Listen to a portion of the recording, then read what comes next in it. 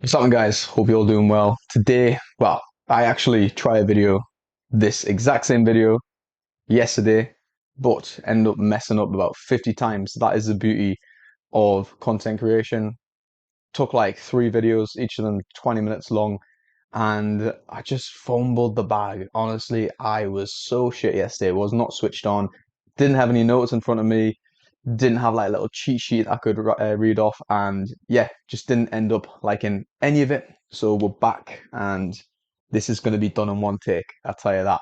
But really, what I wanted to talk about today is something really, really important, and it's something that I've been using time and time again consistently to help me get better, not only at MMA, but other skills I'm really interested in.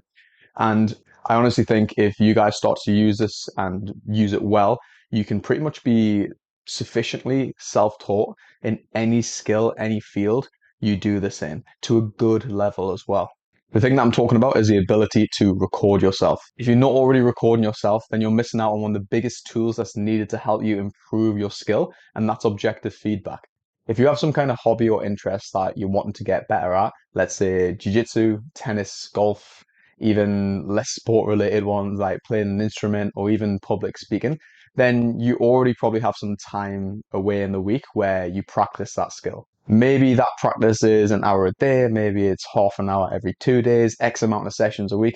It could be anything. And don't get me wrong, if you continue to do it this way, then you'll no doubt improve at the hobby, the interest, the skill that you're trying to get better at. But if you really want to get better at something, then you need to do more than just getting the reps in. I feel like the problem with this type of practice is you're just doing it without any real intent behind it. This is why I love to record myself, because it offers a unique third person perspective while I'm practicing, where I can literally see exactly what my body is doing while I'm practicing it. And if you watch yourself after you've been practicing, then you can really sit down after the fact and analyze yourself and see where you went wrong and see what you've done well. Let's take boxing for a really simple example.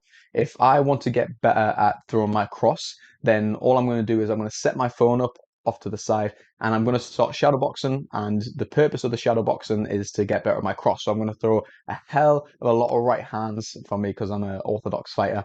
And I'm going to record it. I'm going to sit down after the fact and I'm going to watch that video. And if you guys know about boxing, you know that boxing isn't just about throwing punches and getting hit in the face. If you want to throw effective punches, you need to be able to transfer your weight properly, transfer your weight from the rear leg to the front leg if you're talking about a cross. If you want more power, then you need to be turning your fist over as you're throwing that punch. You need good rotation in your hips. You need to take your head off the center line.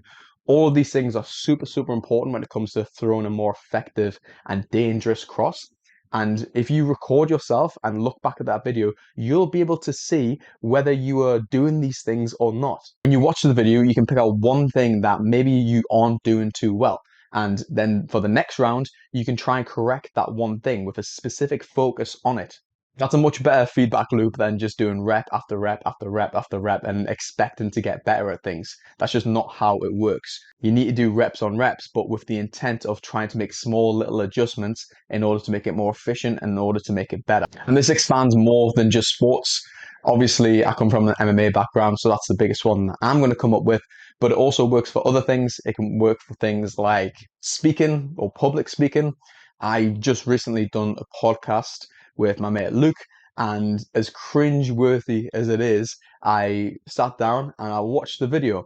And while I'm watching that video, I can pick out a few things that I done really well in terms of how I articulated myself, but then I can also pick a few things that I didn't do too well.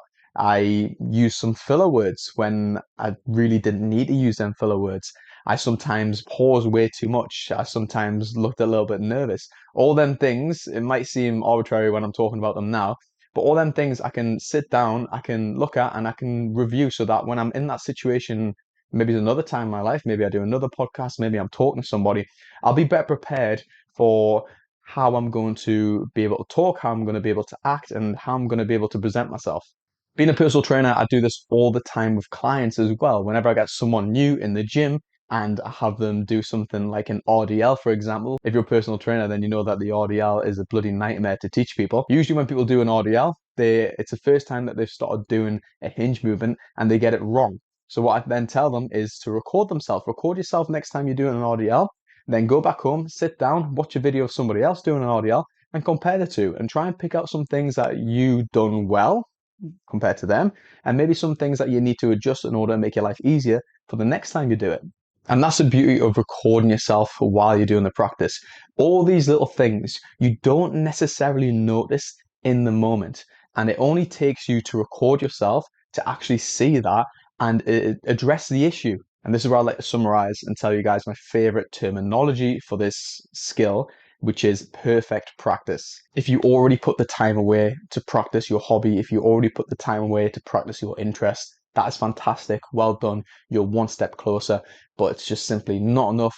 While you practice, you've got to practice with intent and you've got to practice with deliberation. Don't just do mindless reps and reps and reps of something, because that's not actually going to make you better. The definition of insanity is doing the same thing over and over and over again and expecting different results.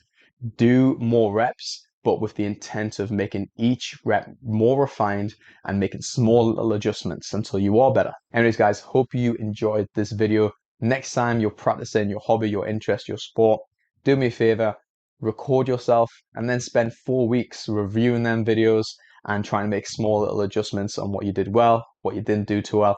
If you've done this, send me the results. I'm really interested to know what insights you got out of them. That's all from me. Take care till next one.